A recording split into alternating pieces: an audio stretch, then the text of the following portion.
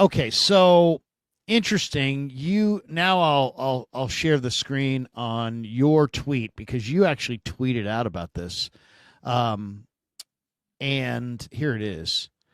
Um, just in a much needed positive Brandon Ayuk update from NFL insider Mike Garafolo.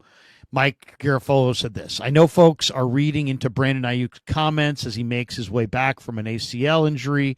I believe it's also an MCL and a meniscus. Yeah. My understanding is Brandon Ayuk is in a really good space with the team. They've got to get him healthy and keep him focused. If they do, that's another add back to the mix with all this talent on the team. The positive, Ayuk is in a good spot with the 49ers. What's interesting, that the 49ers need to keep him focused. There have been issues with that throughout Ayuk's career. And this is, you put this out there, and you have a little video here beneath as well. Ayuk, it was like they said I was going to be traded, and it's like who? And then people are like, well, who's they? And then I kind of found it hard to believe that he's really set off by, I don't know, us maybe. People on social media, people on YouTube, people just listening to him kind of voice discontent and putting two and two together and saying, it doesn't sound like he's happy.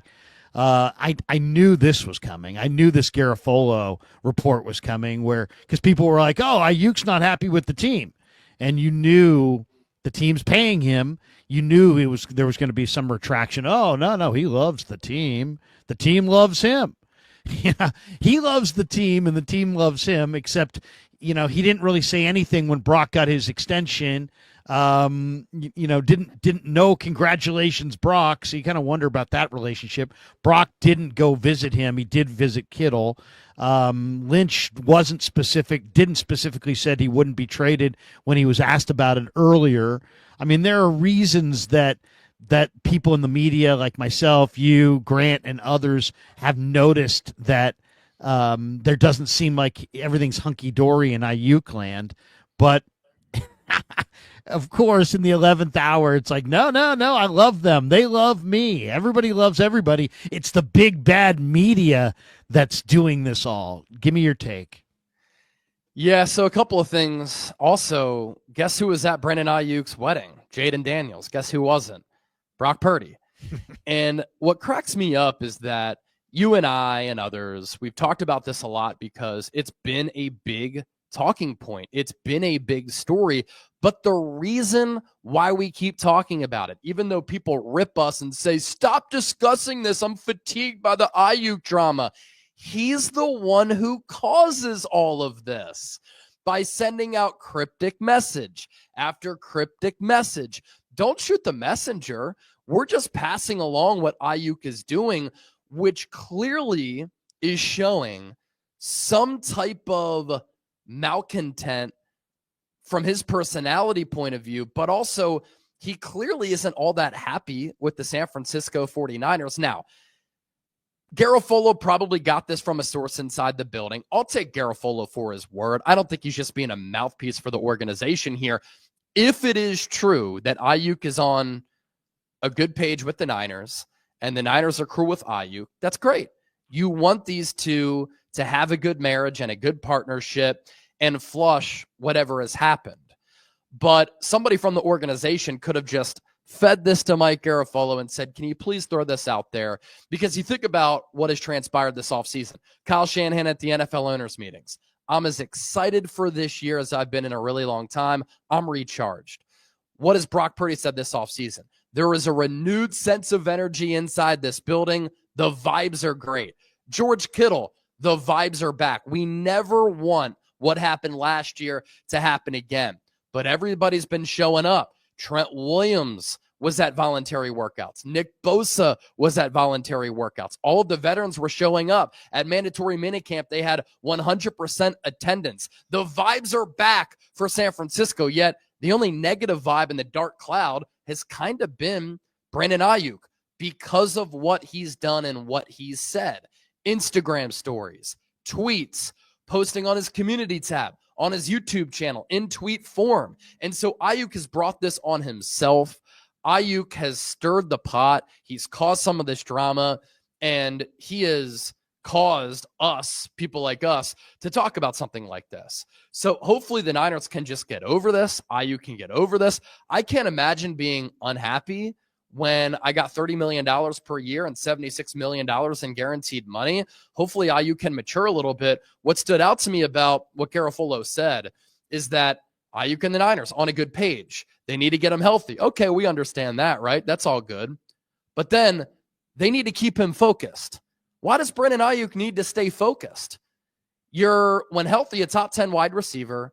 You got compensated. The Niners gave you all of this cash, but there have been some immaturity concerns with Aiyuk, both with what he's done on social media, but you think back to his rookie year, Larry, you were around the team. There were some rumblings that the Niners weren't all that happy with Aiyuk and how he carried himself during his rookie year. Remember year 2 in 2021? He started the year in Kyle Shanahan's quote-unquote doghouse. But then once he got past that, he really locked in. He was excellent in 2021. He was even better in 2022. Then he was the first team All-Pro in 2023. So now that you got paid and the Niners are really relying on you, I hope that Brandon Aiyuk can turn back the clock to 2023. He can get healthy and he can just stop with this immaturity here, because when he's locked in, man, he is one of the top wide receivers in the game. Well, he was. I mean, I don't know if he still is. He was. I think his big problem was that he was more concerned about his stupid documentary than he was about his contract, than he was in getting in shape. He was not in as good a shape last year as he was the year before. No. In 2023, he was in amazing shape. He lit up, camp. He was amazing. He was skying for every ball. He was pulling balls off the turf. He looked like Superman out there.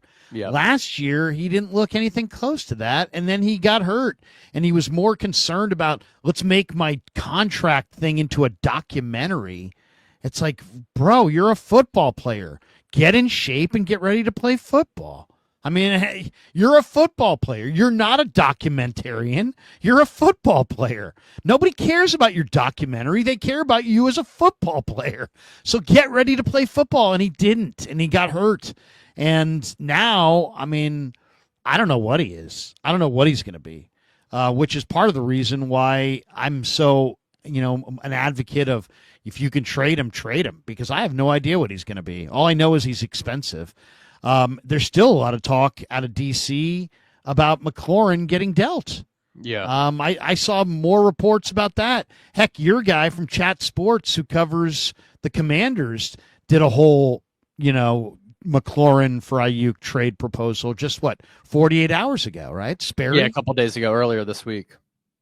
So, I mean, it's out there. I mean, people are like, oh, it's obvious Krug doesn't like Aiyuk. No, I don't like drama. And I don't like guys who seem like they put themselves before the team. And his documentary nobody cares or needs his documentary. But what we do care about is him as a football player. And I kind of look at this as in fact, I want to share the screen here because I think this is one of the big concerns that I have for the 49ers as we sit here on the 27th of June. It's this wide receiver core. Okay. In a way, they look loaded, right? You got your ones, your twos, your threes, your fours. You got wide receivers coming out your gills. You got all kinds of wide receivers. But then you look closely at this and you're like, okay, Debo's gone. Aiyuk isn't going to play probably until November.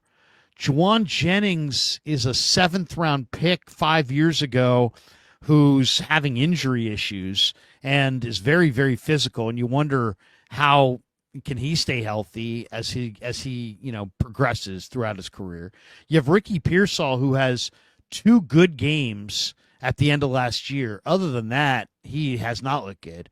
You have Cowing, who did nothing last year. You have Watkins, who's a rookie. You have Demarcus Robinson, who was a nice player for the Rams, but he's not going to be there for the first 3 weeks. Isaiah Hodgins is just a possession guy. Isaiah Nayer might just be a track and field workout guy. Junior Bergen might just be a return guy. Russell Gage is not NFL. Tariq Owens, I don't think, is NFL. Malik Knowles is not NFL. So I don't know, man. I mean, on one hand, it looks like there's a lot of names there, but I don't know that Bergen's a receiver. I don't know that Nayer's an NFL receiver. Hodgins is really relatively slow. You got some quick guys who are young. It's just there's not a great receiver there to really hang your hat on. This is the franchise that had T.O. This is a franchise that had Jerry Rice that one time dabbled with Randy Moss, and now, you don't really have much at receiver. So unless Cowing or Watkins or Nayer come out of nowhere and are just monster, this is probably not a top tier receiving core. So I kind of think that I would keep my eyes open. I don't know who's going to get dealt. I don't know if Romeo Doubs will get dealt from Green Bay. I don't know if Malachi Corley will get cut by the Jets. But if I'm the Niners, I am keeping a very, very close watch on the wide receivers around the NFL. And maybe I don't want Amari Cooper. Maybe I don't want, Gabe Davis or any of the guys that they've had a look at already. But I think it's better than 50-50. They're going to need another receiver before the cut down. What do you think? Tyler Boyd is another player out there. And Nick Wright the other day, he said, if you look at this 49ers wide receiver room, I don't think it's top 15. I don't think he's that far off. Now, if Brandon Aiyuk was healthy, I think this is a very solid wide receiver room, because then you have Aiyuk, who is an all-pro. You have Jawan Jennings, who had nearly 1,000 yards last year. You have Ricky Pearsall, who really showed some juice. Demarcus Robinson is an excellent number 4 wide receiver. He averaged more than 16 yards per catch last year. Then you have Jacob Cowing and Jordan Watkins. But you take Aiyuk away. One, you're not sure how he's going to look coming off 3 torn ligaments inside that knee. Is he going to be a shell of himself? And when is he going to come back? And then with him out, everybody has to elevate up. Jawan Jennings becomes a number 1, probably not a number 1 on a lot of elite teams out there. Love the way that he plays. Love his impact on the Niners culture. He's one of the top run blocking wide receivers in the game, if not the best. He has a great rapport with Brock Purdy, but he's not a number 1. Let's be real. And then Ricky Pearsall, you like the ability. Last year, he showed some flashes. But also, last offseason, he was dealing with a shoulder injury, a hamstring issue, and that was before he got shot. And now he's dealing with another hamstring issue. He's an unknown commodity. Demarcus Robinson now has to elevate because of the injury to Aiyuk. He did have a good connection going with Brock Purdy, so you like that. But you're not sure what you're going to get from Jacob Cowing. All of the talk is that he's in store for a big leap going from year 1 to year 2, but that's not a for sure thing. Jordan Watkins has 4.3 speed, but he's a rookie, and Kyle Shanahan notoriously is very difficult on rookies. So there are a lot of question marks on this Niners team. Defensively, you might have anywhere from 3 to 5 rookie starters. I like the talent there, but again, unknown commodities. On offense, you don't know about Christian McCaffrey. You don't know about Trent Williams and both of their injury statuses. You are unproven at the wide receiver position. So best case scenario, San Francisco can have a really good team. I think that they can be a playoff team. But going into training camp, going into 2025, there are definitely a lot of question marks on this roster. And the Niners are going to be relying on a lot of players taking big leaps on both sides of the ball. I'll just say this. I'll be on the lookout for any dynamic receiver that shakes free this summer, either because of his contract or because of the roster cut down, or if there's a dynamic receiver that's available that's not going to cost you a first round draft choice or just some ridiculous contract. If I'm the Niners, I'm all over it, because I think they need one more receiver before I feel good about this year ahead. I think one more receiver on offense, maybe one more defensive lineman on defense. Okay, so let's hit this other topic, because one of the other topics that I want to get to is Middlecoff went on with Cowherd, and Cowherd is basically ripping the Niners again. He's so blatant. He doesn't like the Niners. He likes Shanahan, but he doesn't like the Niners. And here he is saying that the Niners are going to miss the playoffs. Middlecoff disagrees, and we can comment. Going to like this. Number 2 is Niners miss the playoffs. Okay, you're not going to like this. Number 2 is Niners miss the playoffs. So first of all, they lost Dre Greenlaw, Hufanga, and Deebo Samuel. They didn't really want to. Those are good players. The players they have now in offense get injured.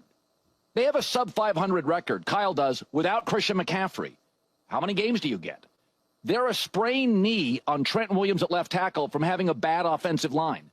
Again, McCaffrey coming off an injured season. They were 6-11 last year. I think Seattle's got an excellent roster. That Rams defense only getting better. And I think the Arizona guy can coach. I don't know how great they are, but they're going to upset, including the Rams. They're going to get some upsets next year. Brandon Aiyuk is still recovering. Ricky Pearsall, Jawan Jennings aren't ones. I think the schedule helps them, but they are a key offensive injury, Christian or Trent Williams or Kittle, from being a different team. Yeah, I don't think you're going to like this, Colin. The 49ers are making the playoffs. Okay. You just talked about it. Coaching, right? They have one of the best coaches in the league. Oh, yeah, they also added Robert Saleh back in the mix. Excellent DC. They were terrible last year in one-score games, especially in the division. They lost a close game to the Rams. They lost a close game to the Cardinals. They lost a close game to the Seattle, all in the final couple minutes of the fourth quarter. Christian McCaffrey is healthy. Kyle just said it a couple weeks ago. He's full go. Trent Williams, healthy.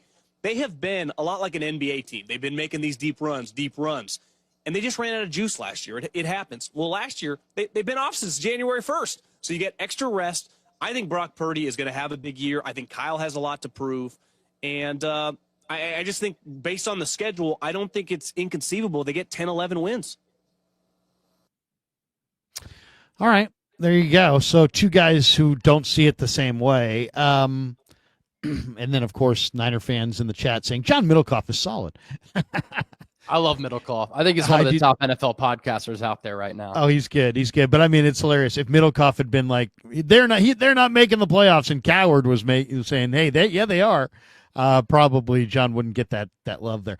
Okay, but let's talk about it. I mean, the if game, you can play that forever. If the Chiefs lose Chris Jones, guess what? Their D line's not that great. Well, So what? They have Chris Jones. You know, if you know what? I'm going to tell you right now, if the Vikings don't have Justin Jefferson or Jordan Addison, their receiving core is not as good. Well, okay, but they do have those guys. You know what I mean? So it's like we can play this. If the Chiefs didn't have Mahomes, if the Eagles lost Saquon Barkley, that's a huge loss. If there's no Saquon Barkley, no A.J. Brown, no Dallas Goedert, and Lane Johnson's out for the year, the Eagles are not going to – what do we do? What are we talking about? You know, it's like we can play this game forever. And it's just – if they're hurt now, we can discuss it. But the would-be injury predictions – I mean, come on, man. What is that? I mean, it just sounds like you're wishing for doom and gloom. So I would say this. I think the 49ers are a lock to win 9 or 10 games. I would say they're for sure, if things go right, going to win 11 or 12 games. And I give them a shot at 13 or 14 wins if things really break right. I think Brock Purdy is going to play very, very well. And I don't think that they're, here's the other thing is, there's so much talk about CMC. Yeah, CMC. I think the Niners need to use CMC less. I think they need to use Guerendo more, turn CMC from, wow, you're a solo artist to you're a combo platter with Guerendo.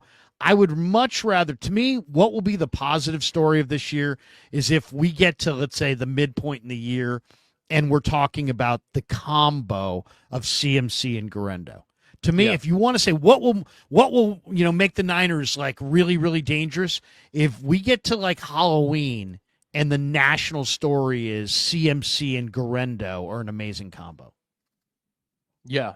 So let's just like dissect both what Cowherd and Middlecoff said. And it's funny because Cowherd's a Pacific Northwest guy. He grew up as a Seahawks fan, and Middlecoff is from the Bay Area. He grew up a Niner fan and was on the radio in the San Francisco area and then did that podcast with Guy Haberman for a long time. So he has some Niner ties, and he's been around the building a lot. I think that Cowherd started off with some casual talk, right? Oh, Dre Greenlaw's gone. Charvarius Ward is gone. Talanoa Hufanga, he also signed with the Broncos. He got paid. Aaron Banks is gone. Deebo Samuel, he got traded to the Commanders. Outside of Aaron Banks, a lot of those players were hurt last year, and they barely played. In the case of Deebo, he just wasn't the same impactful player. He looked lost mentally, didn't have confidence, looked slow and out of shape. And so it's not like the Niners lost a bunch of guys who either were high-level players last year and started every game. A lot of the players who have moved on, Mooney Ward included, they missed a lot of time, they were hurt, or they didn't play well. And so I don't think the Niners are going to be crushed with having to replace those players. In the draft, they addressed the defensive side of the ball. Are they going to be younger on defense, more inexperienced? No doubt about it. But I also think that they upgraded on defense if these rookies pan out. I think they're bigger, faster, stronger, more physical, more athletic on the defensive side of the ball. And the addition of Robert Saleh is one of the biggest additions for any team in the NFL this offseason. I'm talking free agency, draft, trades, and coaching hirings. As for Trent Williams and Christian McCaffrey, them getting hurt, would it hurt the Niners? No doubt about it, especially Trent Williams. If he goes down, who's going to be the left tackle? Austin Pleasance, who I know had a good spring, Andre Dillard. That's a question mark there. And he's one of the players on this Niners team they can most ill afford to lose.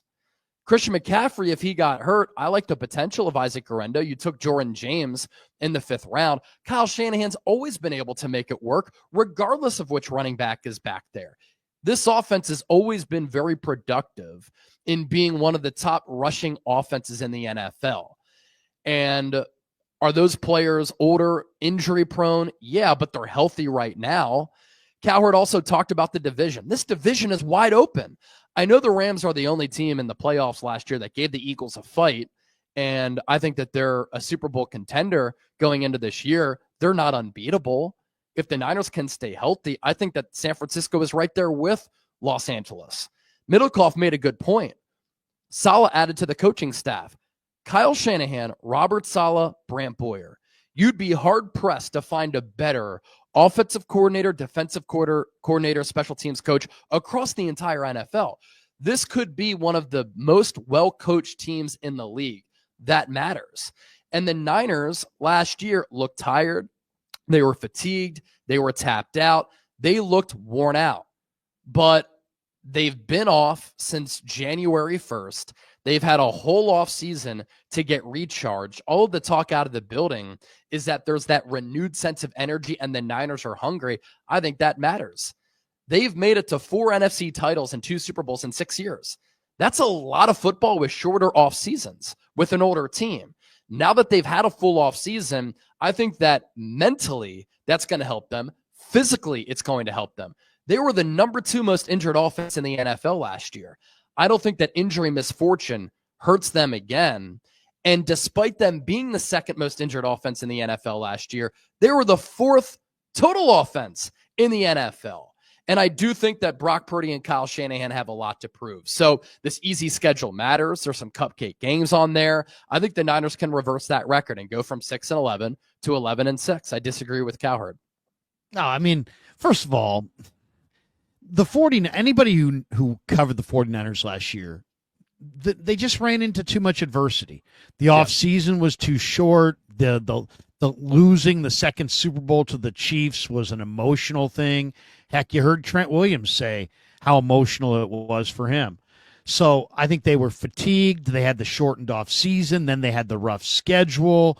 Then they had tragedies and injuries. And it just, their biggest rest disadvantage was the game they had to win, the home game in the second half of the year against the Seahawks, and they just ran into a wall at the end. I mean, They just absolutely were dog tired, and it just caught up with them. And if you play more games than everybody else, it's gonna catch up with you eventually. It did.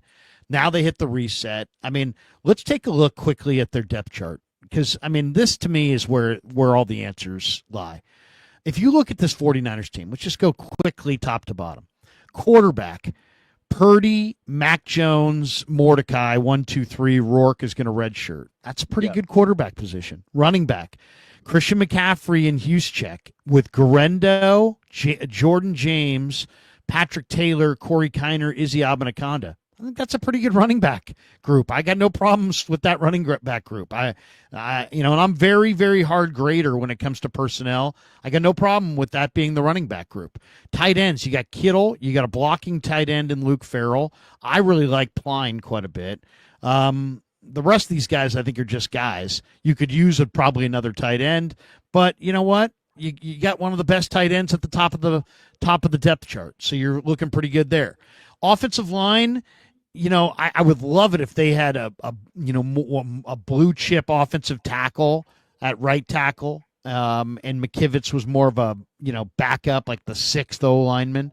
So they're definitely an lineman short at tackle, but I think the depth in the interior is better than it was a year ago. And then receiving wise, I already said I think they're a receiver short. So I offensively I would say maybe an offensive lineman short and a receiver short. Defensive-wise, I like the linebacking core. Winters, Warner, Martin, Bethune, Gifford. I think that's a decent linebacking core. The defensive line's a little bit of a projection, but I like C.J. West for sure. I like Bryce Huff. In the secondary, I think they've got 3 good corners. The corner depth is a concern. I kind of like what I've seen at safety from Richie Grant and Jason Pinnock. And those guys are really not the starters, right? Malik Mustafa and Jair Brown probably are going to be the starters eventually. So, special teams was horrible last year, but I think it's been upgraded. I don't see the deficiency in the roster that, believe me, if I did, would I like to add another defensive lineman? Would I like to add another corner? Would I like to add another receiver? Yeah. But I think I could probably say that about almost any team in football. I'd like to add a player or two.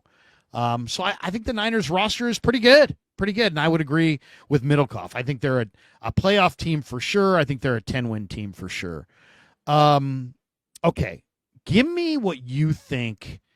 Let's hit a couple last things before we get out of here. Yeah. What's the big, there's always like a story that's a big story that is kind of beneath the radar or beneath the surface. Do you see a big story beneath the surface with the 49ers in 2025? Because I do see one. I've kind of already hinted at it, but do you see a big story with the Niners?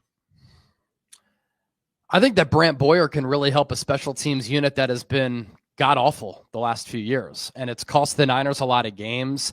What's interesting last year is that the Niners, I think, defensively were top 5 in yards allowed, but they were bottom tier in points per game allowed, awful on third downs and in the red zone. You know what a big reason for that was? Opposing offenses had short fields. And so Brant Boyer, I think, is going to change the special teams mentality. They have addressed the personnel with their special teams coverage units in free agency and in the draft. And I just think better personnel and better coaching is really going to help there. Of course, the big question mark is Jake Moody, and that can be included in this. How does he look? And if you have kicker problems and you can't kick and you can't shake kicker problems, it can cost you a bunch of games. And that can be the difference in a razor-thin league where the margins are so small in you making the playoffs and you not making the playoffs. So I think coverage-wise, punting the ball, the Niners are going to be better on special teams. They really need Jake Moody to get it together. And if he can, this can go from being one of the worst special teams units over the last few years and the worst in 2024 to a top 10, top 15 unit. And even if you're in the middle of the pack, it's greatly going to benefit this football team. So I think that is something that not a lot of people are talking about. I just always value the third phase of the game. Bill Walsh did, Bill Belichick did and does. Kyle Shanahan hasn't. He got really testy when he was pressed about that after the year. And he said, we do prioritize special teams. Well, what did they go out and do? They signed a bunch of special teams players. Luke Gifford, Saron Neal, Chaz Surratt. The list goes on and on and on. A lot of their draft picks have experience playing special teams too. And so I think that third phase of the game is going to be greatly improved, and that's really going to help the Niners. I think that's a great one, by the way, because the Niners were like really, really, really bad on special teams. I mean, last in like EPA and DVOA, if not last, they were bottom 3. Really bad, really bad. Okay, I got another one that's kind of along that same lines. Another area where the Niners were really, really bad in 2024 was wide receiver separation. And Brock Purdy threw more picks because he threw more 50-50 balls, because guys couldn't get separation, because Debo was slow as molasses, and they just couldn't get any separation. I think that's the theme this year that's going to be different. I really do. I think between Demarcus Robinson, who has shown that he knows how to free himself open down the field, Jordan Watkins, who runs in the 4-3s, Jacob Cowing, who runs in the 4-3s, another year of Ricky Pearsall, maybe even the addition of Nair. I love what I see from Garendo, and I just think that between Watkins and Garendo and Cowing, I think Brock Purdy's going to throw to open guys this year. I think you're going to see more separation. I think Brock's accuracy is still going to be what it was. And you're going to see a different looking offense where he's got guys that are open because they can get separation and he can hit them. So I kind of think that we're going to talk about Purdy because it's going to be Purdy. Look at Purdy's numbers. But it's really going to be, look at Demarcus Robinson. Look at Jordan Watkins. Look at Jacob Cowing. Look at Isaac Garendo. Look at George Kittle in the pattern more because of the presence of Luke Farrell. George Kittle was in the pattern like 11% of the time, 13% of the time a couple years ago when he had Charlie Warner. Last year, he was in the pattern like 7% of the time. They want to get him out and make him one of the 5 eligibles, and you can only do that by having Luke Farrell in there from time to time and 12 personnel blocking on the line of scrimmage. So I think Kittle in the pattern, Garendo, out of the backfield being utilized more, Watkins, Robinson, and Cowing. I think the Niners are going to get that separation at wide receiver. I think Purdy's it's going to look different, but I think they're going to be a better passing attack because they have that wide receiver separation, which is something they just didn't have for good chunks of last year. So that's the area that I see them getting much, much better. Okay, give me a camp battle that you can't wait to watch this summer. Jake Moody and Greg Joseph, I think it's a really good one. Yeah. Who do you like? I'm going to go with Moody. I don't have a lot of confidence saying that, but Greg Joseph hasn't been that good either throughout his career. He's been really shaky, recently, especially on deep kicks. So Jake Moody and let's just say whoever they bring in for kicker competition, I would frankly look at Anders Carlson. He had some success with the Niners, and he was under Brant Boyer last year. He's younger, has a bigger leg. Nick Folk is still out there. He's been one of the most efficient kickers in football the last couple of years. So the kicker competition, I think, is a really good one. Who starts opposite and next to Fred Warner? You have D. Winters and Nick Martin leading the charge there, but could you get an upset with Tatum Bethune maybe being there? I'm not sure he can play outside backer because I don't know if he's fast enough, but you really don't know who's going to start with Fred Warner at the other 2 linebacker spots. And then can the 3 rookies start along the defensive line? Mykel Williams, CJ West, Alfred Collins, who hasn't signed his contract and hasn't seen the field. But I think they have an opportunity to start with Nick Bosa up front. Left guard is another really good one because it's going to be Ben Barch, Spencer Burford. Is it going to be Connor Colby, the 7th-round pick out of Iowa? So those are kind of the positional battles immediately that come to mind for me. I'll tell you the one that I can't wait to see is Tanner Mordecai against Mac Jones. Now, it shouldn't be a battle, right? Mac Jones was signed to be the number 2 quarterback. He's making $5 million guaranteed.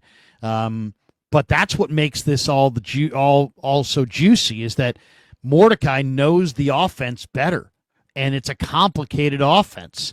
And if you don't believe me, look at Matt Ryan year 1 to year 2. Look at Jimmy Garoppolo year 1 to year 2 in this Kyle Shanahan offense. Even Brock Purdy, I think, was better after he got his feet wet. It's a very complicated offense to learn, and Mordecai knows it, and Jones is learning it. And I think there's a very good chance that Tanner Mordecai outplays Mac Jones. And if that's the case, I think Mac Jones is not going to be on the roster. Because if Tanner Mordecai literally outplayed, first of all, Mac Jones will be given every opportunity to win that battle. If it's even, he'll go to Jones. But I don't know that it's going to be even. I think Mordecai is going to, I think he's going to outplay him. I think he's going to outplay him in camp. I think he's going to outplay him in the preseason. And I think the 49ers are going to be looking at Brock Purdy as the 1, Mordecai as the 2, and then they're going to trade or cut Mac Jones at the end of camp because they're not going to go with a $5 million third-string quarterback. The same way they didn't want to go with a $9 million Trey Lance as number 3. They don't want to go with a $5 million Mac Jones. And I think it's going to be clear that Mordecai beats him out. And so I'll predict Mordecai beats him out, and that they wind up flipping Mac Jones to a Colts or somebody like that for a day 3 pick. And I think they'll have a third quarterback on the roster that's not there right now. So it won't be Rourke. Rourke will be rehabbing. So he's, maybe it'll be Anthony Richardson. Maybe it will be, who knows? I mean, it could be DTR, who gets cut in Cleveland, or where's DTR now? DTR is with Philly. Philly. He was in that Kenny Pickett trade. He could, McCord and McKee could easily beat out DTR, and DTR could wind up being the Niners' third string quarterback. I know right now everybody thinks it's a lock that Mac Jones is number 2, but he is not going to be on this team if he's not number 2. Would you agree with that? Well, yeah, they gave him a 2-year deal worth $5+ million. And you think about what happened last year. They signed Mordecai as a UDFA, but Brock Purdy, Brandon Allen, and Joshua Dobbs got all of the snaps in the preseason. We barely saw anything from Mordecai. The only thing that we saw from Mordecai was when Kev was able to put that sizzle reel together of some of the plays that he made, and it was like a grand total of 3 of them. So he can run 4.4, has a pretty good arm. He's a little bit small, but that athleticism is really intriguing. The arm strength is intriguing, and I thought he did some good things at the college level. He played for 2-3 programs while in college, but he did some nice things.